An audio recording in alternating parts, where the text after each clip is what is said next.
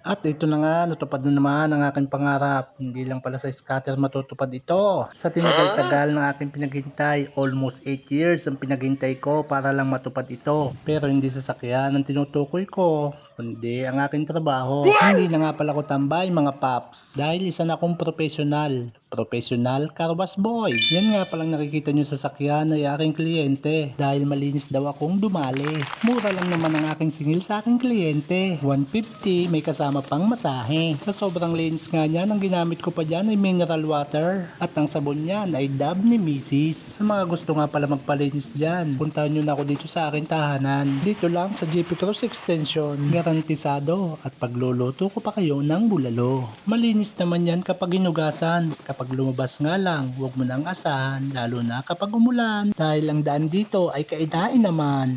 Hindi naman sa aking sinisiraan, sadya lang sira ang daan. At ito na nga, lumipat na ako dito sa likuran dahil tapos na ako doon sa harapan. At pag natapos na ako dito sa likuran, siyempre balik ulit sa harapan.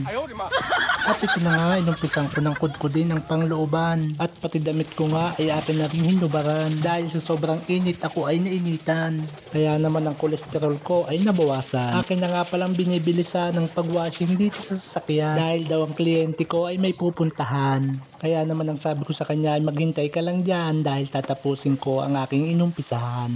At nang matapos na nga ang aking hugasan, isinunod ko naman itong harapan. Kudkuda naman at punasan sa mantyang kainain naman. Buti na lang at ako'y binigyan ng aking bilas na pangtanggal ng mantyang kainain naman.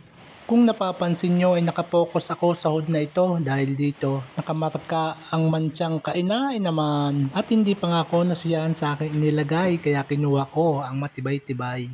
Ito daw ay kayang tumanggal ng scratch at mantsa. Kaya tinanong ko, pati buni ba ay kaya? Kaya daw naman kung sa kaya. Kaya daw akong sipain sa panga.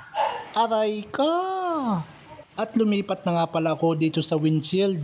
Medyo nahirapan lang ako sa pagtanggal ng mantsa dahil nag-rainbow na pala. At akala ko ay hindi na makakaya. At nang sinubukan ko ang pantanggal ng mantsa, aba, ay nawala na parang bula. Nakita nyo naman kung gaano kakintab. Sigurado ako malaki din ang tip na lapad. At nang matapos na nga ako dito sa labas, isinunod ko na itong interior. Konting punas lang at pangpakintab, presko at komportable na ang aking kliyente. Hindi ko na nga pala pahabain ang video na ito dahil pagdating ng alas 5, mga estudyante ko ay aking sinusundo. Sa mga gusto nga pala magpalinis ng inyong mga sasakyan dyan, kontakin nyo lang ako. Lagi naman akong andito, wag lang Sabado at Linggo. Dahil ang Sabado at Linggo, fishing ang inaatupag ko. Hanggang dito na lang ang aking video. Ako nga pala si Papa J, ang tambay na nangangarap na yumaman na walang ginagawa. Paano ko nga ba gagawin yon? Hindi ko alam. I love you all mga paps. Ay tusok!